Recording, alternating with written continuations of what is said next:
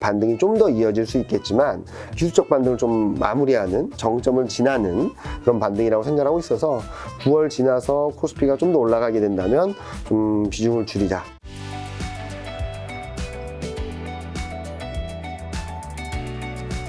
자, 이제 시장 이야기 좀 한번 해보도록 하면 2,500을 넘어서도 이제 증시가 네. 이제 하락 반등을 좀 했잖아요. 사실 그쵸. 2,500 딱 넘어갈 때는 많은 분들이 이제 드디어 네. 뭐 크게 오르진 않지만 조금씩 가나보다 네, 그렇죠. 싶었는데 여지없이 또 2,500이 약간 무너졌습니다. 네. 그 이유가 이제 뭔지 오늘 이제 아마 PPT 준비하신 내용일 텐데. 네. 일단은 많은 투자자분들이 말씀하신 거랑 비슷한 분위기였던 것 같아요. 코스피가 2,300을 흔들어 놓을 때만 하더라도 제가 그때부터도 계속적으로 기술적 반등 말씀을 드렸었는데 설마 가겠냐, 여기서 2100 바로 가는 거 아니냐. 제가 그때 또 아이러니하게 자료도 그 비슷한 얘기를 써가지고 그랬는데 반등이 나왔고 또 이제 2500 넘으니까 여기서 바로 2600, 2700 가는 거 아니냐라고 생각을 했었다가 또 2500이 깨지고 2450까지 좀 흔들리다 보니까 그러면 반등이 끝난 건가? 라는 고민들을 되게 많이 하실 것 같은데 일단은 왜 시장이 갑자기 꺾였냐라는 분들에 있어서는 코스피 기준으로만 본다면은 2300에서 2500선, 2550 근처까지 잘 올라왔죠. 크게 조정 없이.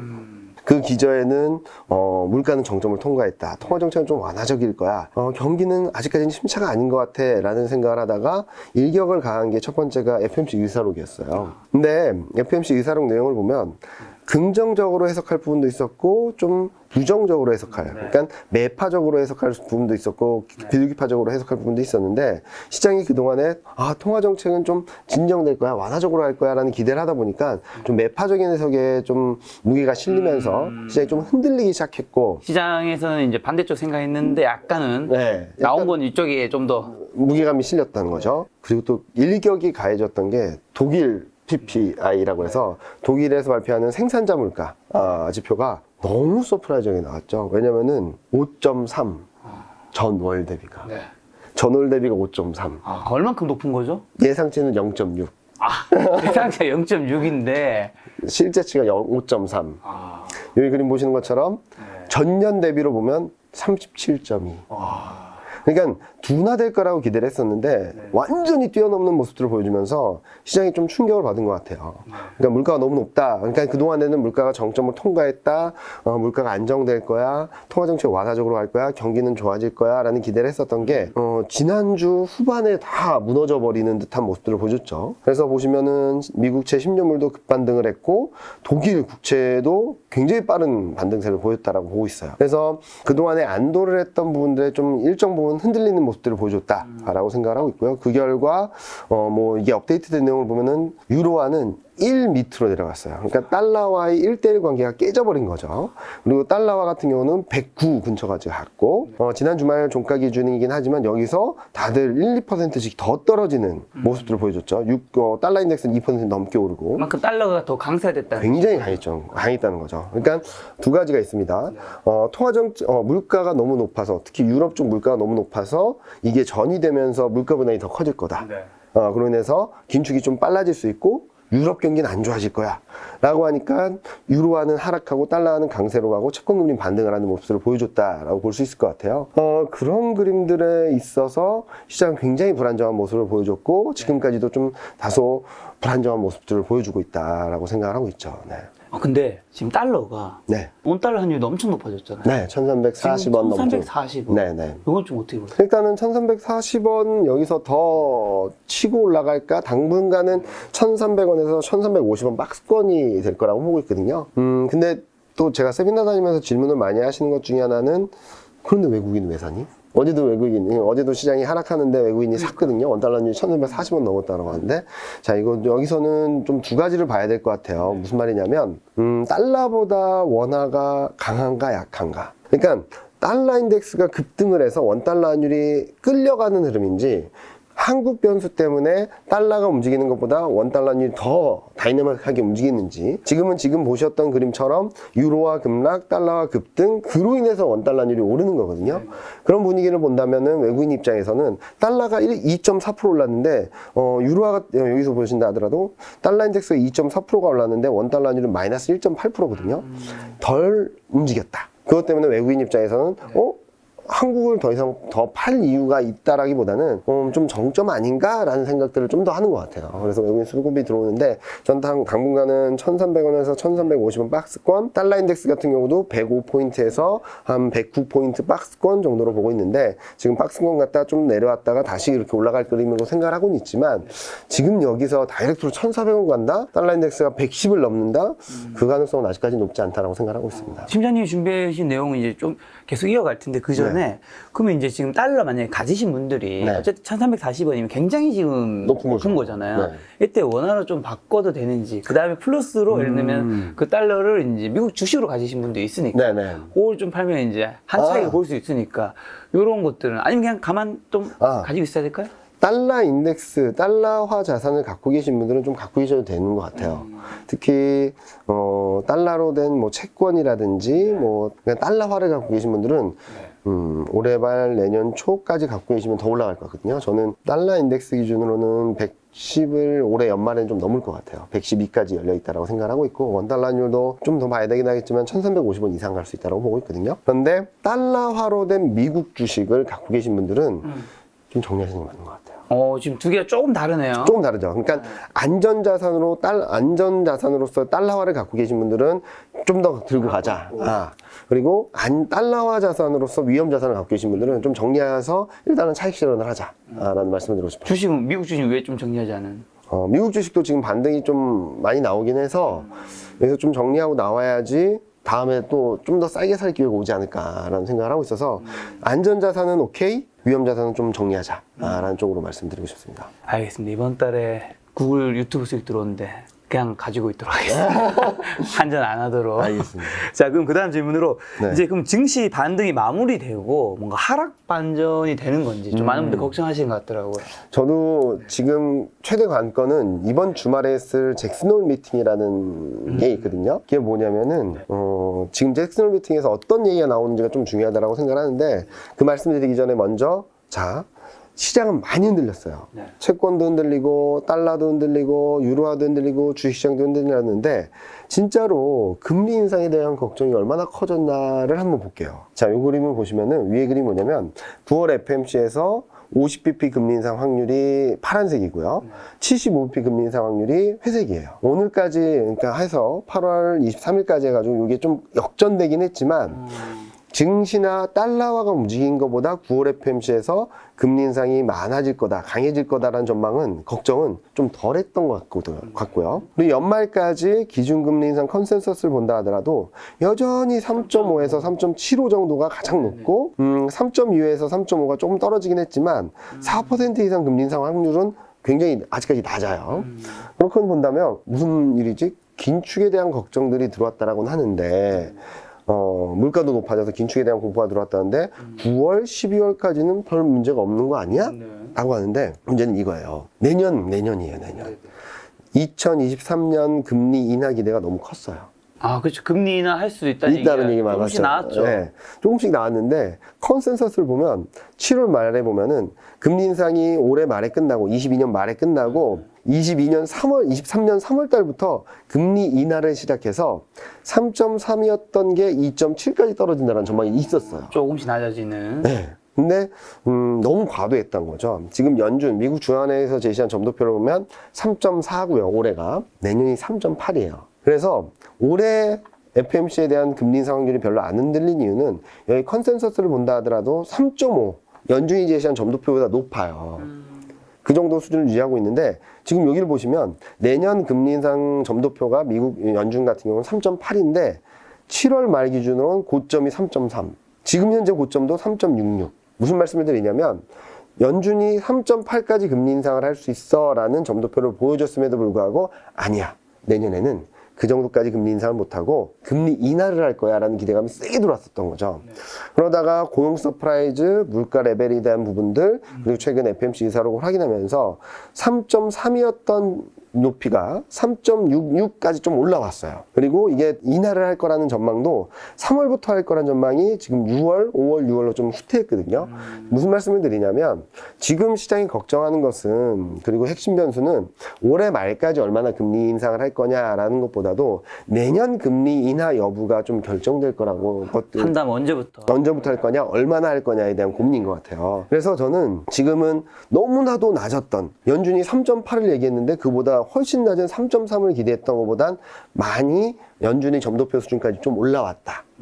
라고 보고 있고요. 그래서 지금 현재 시점에서 여기서 바로 무너지진 않을 것 같다. 왜냐면은 9월 FMC에서 이제 새로운 점도표가 나오잖아요. 그걸로 좀 확인하려는 심리가 좀 있을 거라고 생각을 하는데, 여기에 앞서서 들어오는 게 잭슨 홀 미팅이라는 거예요.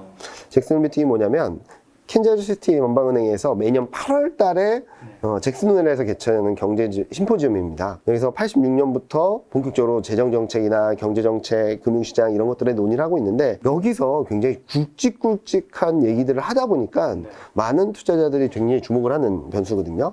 25일에서 27일까지 개최가 되는데 26일 날 밤에 파월 연준 의장이 연설을 합니다. 여기서 어떤 연설을 하는지에 대해서 많은 투자자들이 관심을 갖고 바라보고 있는데, 자, 아까 이번 주네요? 네, 이번 주말이에요. 아까 말씀드렸던 것처럼 FMC 의사록에 있어서도 매파적으로 해석할 부분, 비둘기파적으로 해석할 부분이 있었는데 시장은 매파적인 스탠스에 좀 초점이 맞춰졌다라고 말씀드렸는데, 이번에도 여러 가지 얘기가 나올 텐데, 자, 걱정을 했던, 너무나도 기대했던 부분들이 좀 일정 부분 정상화된 상황에서 어떤 부분에 좀 포커스가 맞춰질까를 고민하다 보니까 주제가 경제와 정책의 제약 조건 재평가, 좀 말이 어렵죠. 무슨 말이냐면 작년 같은 경우는 모든 이슈가 인플레이션이었어요.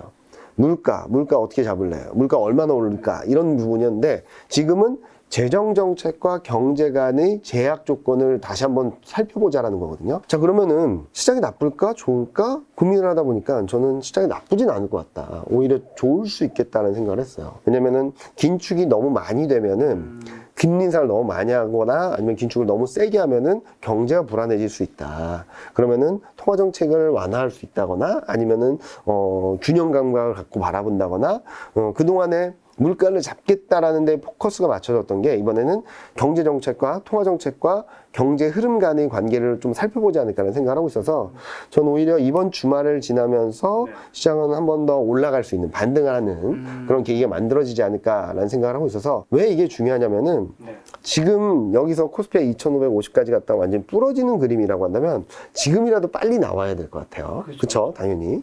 근데 좀 흘렀다가 다시 올라가는 그림이 나온다면 한 번 더 조금의 차익 실현을 할 수 있는 기회가 올 수 있다고 생각을 하고 있어서, 여러분들은 지금 코스피가 2550까지 갔다가 2450 밑으로 내려갔네, 큰일 났네 라고 하기보다는 잭슨 홀 미팅을 좀 확인하고 다음 스텝을 좀 준비해도 늦지 않을 거다라고 생각을 하고 있습니다. 그럼 이번 주에 열리는 잭슨 홀 미팅이 반전의 계기라는 건데, 네. 그럼 이번에는 어디까지? 좀 봐야 될 것 같긴 해요. 근데 제가 그동안 저번에도 말씀드렸던 게 2600선대는 볼 수 있다라는 생각은 아직까지 유효하거든요. 네, 잭슨 홀 미팅의 결과에 따라서 좀 세게 반등을 한다라고 한다면은 2500을 넘어서 2600 근처 또는 그 이상을 좀 열어놓을 수 있겠다라고 말씀을 드릴 수 있겠는데, 문제는 이제 잭슨 홀 미팅에서 반응을 좀 보자라고 말씀을 드리고 있죠. 다만 지금 현재 시점에서 아직까지 상승 여력은 남아있다라고 말씀드리는 것 중에 하나는, 자, 이익 전망은 계속적으로 떨어져요. 근데 아직까지 이 둘 간의 괴리율이 2600선대까지는 회복할 수 있는 정도의 버퍼는 남아있다라고 볼 수 있겠고요. 그리고 이제 이익 모멘텀하고 주가 변화율하고 괴리를 본다면 아직까지는 5% 정도의 반등 여력은 남아있다라고 생각을 하고 있어요. 그러면 2600선, 2650선까지는 열려있다라고 생각을 하는데, 제가 생각하는 경로가 이런 그림이거든요. 지금 아마 이 정도 2450 왔다 갔다 하고 있을 텐데, 저는 잭슨 홀 미팅 끝나면서 이게 반등이 한번 나올 수 있다고 보는데, 여기 보시는 것처럼 2600선 2500선 후반대에 이렇게 저항대가 하나 남아있어요. 요거를 넘어서게 된다면 한번 오버슈팅이 나올 수는 있다라고 보고 있지만, 그렇지 못한다면 2580 정도 수준에서 꺾일 수도 있거든요. 그래서 지금 현재 시점에서는 일단 예상치 못했던, 그러니까 저는 솔직히 7월 FMC 의사록이 조금 시장에 교란 요인을 줄 수는 있다라고 생각을 했었는데, 독일 PPI가 이 정도로 나올 줄은 진짜 몰랐거든요. 생각지 못했던 변수가 들어와서 그동안의 반등을 이끌었던 동력들이 좀 약해진 건 맞기 때문에 2650까지 무조건 간다라기보다는 2500을 넘어서 2550 뭐 이렇게 가게 된다면 조금은 현금 비중을 늘리고 주식 비중을 줄이고 안전자산이라고 하는 채권이나 달러에 대한 비중들을 조금 늘려가신다면 올해 말 내년 초까지는 좀 내 자산을 잘 지킬 수 있는 투자 전략이 되지 않을까라는 생각을 합니다. 단기적으로 말씀을 드리면 반등의 여지는 좀 남아있다. 그렇지만 이전보다 반등 탄력이나 폭을 조금 낮춰서 보고 2500선 중후반대를 가게 된다면 그때부터는 좀 리스크 관리에 들어가면 좋겠다라고 말씀드리고 싶습니다. 야, 저는 독일 이야기 들으니까 사실 우리가 뭐 작년까지만 해도 미국 CPI라는 거 일반 사람들이 알 리가 없었잖아요. 없었죠. 네. 그렇죠. 이제 아마 작년 말과 올해부터 네. 이제 소비자 물가지수 맞아요. 미국을 관심 가졌는데, 야, 이제는 독일 PPI까지 그렇죠. 우리가 이제 알아야 되는 건가? 그렇긴 하죠. 왜냐면 지금 물가가 화두고 또 유럽이 변수가 된 이유 중에 하나는 지금 러시아와 우크라이나 전쟁 때문에 지금 에너지 대란이에요. 유럽이 어느 정도냐면 많은 국가들에서 야간에 좀 이동을 좀 제한하자. 왜냐면은 신호등이랑 가로등을 꺼버려요. 전기를 아껴야 된다. 천연가스 공급이 원활하지 못하다 보니까 이걸 좀 아껴서 비축을 해놔야지 우리가 겨울을 날 수 있다라는 얘기를 하고 있거든요. 그 정도로 되게 심각한 상황이고, 그러다 보니까 천연가스가 뭐 사상 최고치 경신을 하고 뭐 그러면서 계속적으로 물가 부담을 좀 자극하고 있어서 저는 물가가 CPI가 더 급등을 한다라고는 생각하지 않는데 계속적으로 교란 요인은 될 수 있고, 또 하나는 경기를 건드릴 수 있을 것 같아요. 유럽 같은 경우는 지금 아까 말씀드렸던 것처럼 가로등과 그 신호등을 끌 정도로 한다면, 여기서 더 심각해진다면은 경기를 조금 톤다운 시키려고까지 하지 않을까. 그런 생각을 하고 있어서 좀 유럽 변수가 향후 시장 흐름에 있어서 굉장히 중요해지고 있다라고 말씀드리고 있죠. 자, 그럼 단기적으로 2650 보셨으니까 네. 이때 우리가 관심 있게 봐야 될 업종 어디일까요? 자, 여기서 전제 조건으로 말씀드린 건 관심 있게 보자는 게 여기서 뭐 쭉쭉 뻗어나가는 그림이 아니라 짧게 한번 먹을 수 있을 정도의 룸은 열린다라는 정도로 인식을 해주시면 될 것 같은데, 요 그림을 한번 보여드릴게요. 요 두 가지 카테고리가 비슷합니다. 실적 대비 저평가된 업종들이에요. 똑같이. 근데 어떻게 그렸냐면 올해 초에서 지수, 업종별 지수의 수익률하고 22년, 23년 영업이익 전망 변화랑 비교를 해준 거거든요. 그래서 주가가 이익 전망의 흐름보다 주가가 더 많이 빠진 업종들이라 보시면 될 것 같아요. 근데 왜 두 개로 나눴냐라고 한다면 위에 있는 업종 IT 하드웨어, 반도체, IT 가전, 미디어 교육, 화장품, 의류, 소프트웨어, 증권 이 업종들은 주가가 많이 빠졌는데 많이 빠짐으로 인해서 실적보다 싸 보이는 업종들이고요. 요 밑에 있는 에너지, 상사 전문점, 운송 이 업종들은 주가가 덜 빠지긴 했지만 이익 전망이 올라가거나 덜 빠져서 싸 보이는 업종들이에요. 근데 주식을 좀 최근 코스피 2300에서 2500을 넘어서는 과정을 보신 분들이라면 좀 아실 수 있는 것 중에 하나가 코스피가 2300에서 400을 회복하는 과정에선 요 위에 있는 업종들이 움직였습니다. 반등을 하면서 2400선 회복을 이끌었고요. 자, 2400에서 2500을 넘어서는 과정에서는 실적 시즌과 맞물려서 실적이 좋으면서 그래도 주가가 괜찮았던 이 밑에 있는 업종들이 반등을 주도했거든요. 자, 그러면 실적 시즌도 끝났고 달러나 채권금리나 급반등을 했다가 잭슨홀 미팅을 전후로 해서 조금 쉬어가는 그림이 나온다면 저는 위에 있는 업종들이 한번 움직일 수 있다라고 생각하고 있어요. 대표적으로 IT 하드웨어, 반도체, IT 가전, 미디어 교육, 화장품 의류, 인터넷, 증권 정도가 반등을 주도하지 않을까라는 생각을 하는데 7월 이후 반등 과정에서 좀 소외됐 것처럼 나타나는 단기적인 가격 메리트 높은 업종을 보면은 IT 하드웨어, 반도체, 의류, 소프트웨어 이 정도가 나오고 있고요. 그리고 밑에 있는 업종 내에서는 자동차가 최근 IRA라고 해서 그 미국 인플레이션 억제 법안이 나오면서 좀 단기적으로 급락을 했거든요. 그래서 단기 가격 메리트가 좀 남아있다는 측면에서 말씀드렸던 반도체, IT 하드웨어, 그리고 의류, 인터넷, 자동차 정도가 마지막 반등을 좀 이끌어가지 않을까라는 생각을 하고 있습니다.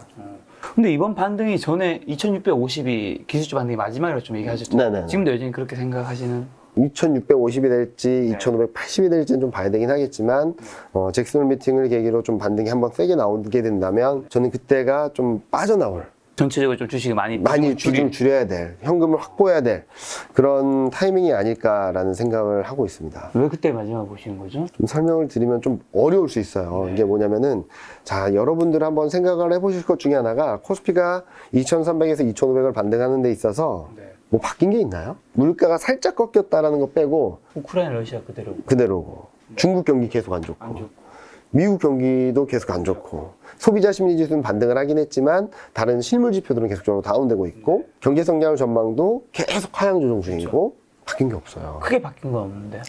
뭐가 바뀌었냐면 시장을 바라보는 인식이 좀 달라졌다라고는 생각을 하거든요. 그래서 요 그림을 좀 통해서 말씀을 드리면 연초 이후 6월 달까지는 요 맨 왼쪽에 있는 요 순환고리가 있었어요. 물가, 통화정책, 경기. 우크라이나 러시아 전쟁과 중국 제로 코로나 정책이 장기화된 것도 다 물가와 통화정책에 영향을 줬다라고 생각을 하거든요. 그렇게 보면은 물가가 너무 높아. 통화정책은 더 매파적으로 할 거야. 그래서 경기는 안 좋아질 거야. 또 지나고 물가로 하면서 거봐 물가 또 높아졌어. 통화정책 더 매파적으로 할 거야. 경기는 안 좋아지겠지. 요 악순환의 고리가 계속 악재들이 새로운 건 없었지만 확대 재생산되면서 코스피를 2300 밑으로까지 밀어냈던 상황이었거든요. 그런데 6월을 지나면서 보니까 되돌아보니까 원자재 가격이 많이 떨어졌네. 그러면서 6월 CPI를 확인하면서 물가는 정점을 통과하는 거 아니야? 라고 했는데 여기서 또 경기가 들어왔죠. 근데 왜냐면 그때만 보더라도 2분기 GDP 성장 전망이 마이너스 1.6이다, 마이너스 1.8이다 막 그랬거든요. 2분기 연속이면은 경기 침체다 막 그랬는데 2분기 GDP 성장을 발표하기 전후로 해서 백악관, 파월, 옐런 재무장관 전부 다 나와가지고 아직은 경기 침체 아니야 라는 얘기를 계속 해줬거든요. 그러고 보니까 알고 보니까 1분기 때는 수출 때문에 2분기 때는 재고 때문에 마이너스지 소비는 플러스네? 그러면서 경기 침체 아직은 아닌가? 라고 생각하면서 요 악순환의 고리가 좀 퀘스천 마크를 던져주면서 약해졌던 거죠. 그러다 7월 CPI 8월 10일 날 거봐 꺾였잖아 라고 하면서 거봐 이제 물가는 진정될 거야. 통화정책은 좀 완화적으로 하겠지? 경기 더 나빠지지 않을 것 같은데? 라고 하면서 반등이 나왔던 거예요. 그러다가 지난 주말에 독일 PPI 생산자 물가 지수가 서프라이즈가 나오면서 요 순환고리가 좀 약해지긴 했는데 제가 예상하는 것은 8월 CPI 9월 13일 날 확인하게 되고요. 그리고 9월 FMC 9월 21일 날 확인하게 될 겁니다. 그리고 3분기 프리어닝 시즌 이제 7, 8, 9월 지나온 다음에 10월 달부터는 3분기 어닝 시즌에 들어갔는데 그 전에 앞서서 이익 전망들을 좀 수정을 할 거예요. 이렇게 되게 된다면 저는 좀 이해가 안 되실 수도 있지만 이래도 저래도 시장은 경기 불안으로 이어질 수 있을 만한 변수가 생길 것 같아요. 무슨 말씀을 드리냐면 원재재 가격이 오른다 라고 하면은 물가 안 빠지는 거 아니야? 그러면 긴축을 더 하는 거 아니야? 경기 나빠지겠네. 원자재 가격이 떨어진다. 봐봐, 경기 침체 시그널이야. 수요가 약해지고 있어. 금리 인상 속도가 빨라진다. 긴축 큰일 났네. 더뎌진다. 뭐야, 경기가 얼마나 안 좋아지길래 금리 인상을 더 못한다는 거야? 이런 것들이 계속적으로 악순환의 고리가 연결될 수 있다고 보고 있거든요. 그래서 물가, 통화정책, 경기 간에 이 파란색 화살표가 있는 이 악순환의 고리. 물가가 너무 높아. 통화정책 매파적으로 할 거야. 경기 안 좋아지는 거 아니야? 라는 걱정을 하는 것은 계속적으로 작동이 되는 가운데 물가가 너무 빨리 떨어지면 경기 불안. 통화정책이 완화적으로 가도 경기 불안. 약간 답정너 같았네요. 이런 것들이 계속적으로 서로 상호작용을 할 것 같다는 생각을 하고 있어요. 그렇게 되면 지금까지는 1월부터 6월까지 보면은 달러 강세, 채권금리 급등, 그리고 주식시장 약세였잖아요. 그걸 보면은 안전자산, 위험자산에 대한 것보다는 긴축에 대한 부담이 더 들어왔다고 볼 수 있겠죠. 자, 이제 앞서 말씀드렸던 요 파란색 선순환고리와 빨간색 간의 상호작용이 나타나게 된다면 달러 강세, 채권금리는 하락. 왜? 경기가 안 좋아지니까. 모든 것들이 경기에 포커스가 맞춰지게 되면은 채권금리는 좀 내려갈 수밖에 없다고 생각하거든요. 그 와중에 주식시장은 하락. 그러면 전형적인 안전자산 강세, 위험자산 약세 흐름들이 나타나지 않을까라는 생각을 하고 있어서 저는 9월 초 정도까지는 반등을 좀 더 이어갈 수 있다. 여기 보여드렸던 9월 13일에 있을 8월 CPI를 확인하기 전까지는 반등이 좀 더 이어질 수 있겠지만 그게 새로운 상승이라기보다는 기술적 반등을 좀 마무리하는 정점을 지나는 그런 반등이라고 생각하고 있어서 9월 지나서 코스피가 좀 더 올라가게 된다면 좀 비중을 줄이자. 현금 비중을 확대하자. 안전자산 쪽으로 이동을 하자라는 말씀을 드리고 싶습니다. 그럼 지금 9월부터 마주할 현실이 만만치 않다는 말인데 조금 더 자세히 설명해 주신다면? 일단은 요 그림부터 보여드릴게요. 일단은 제가 원래 시장을 올해 하반기에는 좋아질 거라고도 생각을 했었어요. 3월, 4월 달만 해도. 근데 우크라이나 사태와 중국 제로 코로나 정책이 너무 장기화되고 아직까지 이어지고 있죠. 그래서 일시적인 소나기로 생각했던 게 지금은 거의 짙은 안개가 돼버리는 듯한 느낌이죠. 근데 문제가 뭐냐면은 안개가 짙어졌는데 긴축이라는 흐름에 있어서는 시야가 좁아지고 시야가 잘 안 보이면 더디게 가야 되잖아요. 근데 가속 페달을 밟을 수밖에 없다는 거예요. 그래서 저희는 지금 매크로 쪽에서도 경기 침체 가능성까지 열어놓자라는 말씀을 드리고 있거든요. 그래서 단기적으로 워낙 많이 빠진 데 따른 반등이 이 정도까지 왔다라고 생각을 하는데, 시장 흐름들은 글로벌 전반적인 매크로 환경들이 안 좋아지는 그림으로 인해서 좀 레벨 다운될 수밖에 없다라는 전망을 계속적으로 드리고 있고요. 자, 그러면은 국면으로 통해서 조금 말씀을 드리겠는데, 그럼 왜 지금 반등이 나왔냐? 뭐 때문에 반등이 나왔냐? 이렇게 다시 빠질 거면 왜 반등이 나왔냐고 말씀들 하시는데, 많이 빠져서 반등이 나온 것도 있겠지만 국면을 통해서 조금은 설명을 드릴 수 있을 것 같아요. 올해 상반기, 2021년 하반기부터 올해 상반기까지는 가장 큰 화두가 물가, 긴축, 금리 인상, QT 막 이런 이슈였잖아요. 근데 그렇다고 해서 경기가 지금 침체로 간 것까지는 아니었어요. 경기가 정점을 찍고 둔화되는데 긴축에 대한 부담이 커지는 구간이었거든요. 그걸 보통 역금융 장세라고 얘기를 합니다. 이때는 뭐가 나타나냐면 밸류에이션이 많이 떨어져요. 코스피만 본다 하더라도 14배를 넘나들던 12개월 선행 PER이라는 지표가 9배 밑으로 떨어졌거든요. 이때는 금리가 오르고 실적이 상향 조정됨에도 불구하고, 실적이 괜찮음에도 불구하고 밸류에이션을 다운시키면서 주가가 폭락을 하게 됩니다. 그리고 그 다음 맞는 게 역실적 장세라 그래서 경기가 전반적으로 안 좋아지는 과정에서 채권금리도 하락하고 이익 전망도 하락하고, 이때는 밸류에이션이 크게 움직이지 않을 텐데 이익 전망이 떨어지면서 막 지수 레벨이 낮아질 수 있거든요.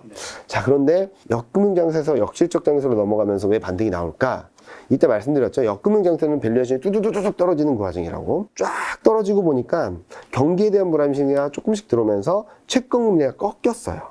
10년물, 미국채 10년물 같은 경우도 3.4까지 갔다가 2.6까지 떨어졌었고요. 한국 같은 경우는 3.7 갔다가 3.0 밑으로 내려갔었죠. 그러니까 밸류에이션이 잠깐만, 급등을 하던 채권금리가 꺾이니까 잠깐만, 밸류에이션이 너무 싼 거 아니야? 라고 하면서 반등이 나온 거예요. 펀더멘탈이 좋아진다라기보다는. 그래서 밸류에이션이 싸다라는 것 때문에 반등을 했는데, 자, 지금 보니까 잠깐만, 실적이 안 좋아지면 지금 우리가 봤던 밸류에이션 2300이 한 8.5배 정도 되거든요. 2300 8.5배가 굉장히 싸다라고 느껴졌지만 이익 전망이 10% 떨어지게 되면 이게 9배를 훨씬 넘어요. 15% 빠지면 이게 10배가 돼요. 그래서 이익 전망이 레벨 다운됨으로 인해서, 경기가 안 좋아짐으로 인해서 우리가 싸다고 생각했던 레벨이 더 이상 싼 게 아니게 되는 거죠. 그러면서 한 번 더 떨어질 수도 있다라고 생각을 하는 거거든요. 그러다가 내년을 지나면서 금융장세 2024년을 가면서 실적장세로 갈 수 있다라고 보고 있는데, 지금은 역금융장세에서 역실적 장세로 넘어가는 과정에서 단기 반등 정도다. 이제 우리가 앞으로 이제 9월 이후 4분기, 내년 1분기까지 좀 염두에 둬야 될 장세 흐름들은, 경기가 안 좋아짐으로 인해서 채권금리가 하락하고, 경기가 안 좋아짐으로 인해서 그동안 괜찮았던 실적들이 계속적으로 안 좋아지는 그림이 나타나면서 시장 레벨을 좀 끌어내릴 수밖에 없지 않을까라는 예상을 하고 있죠.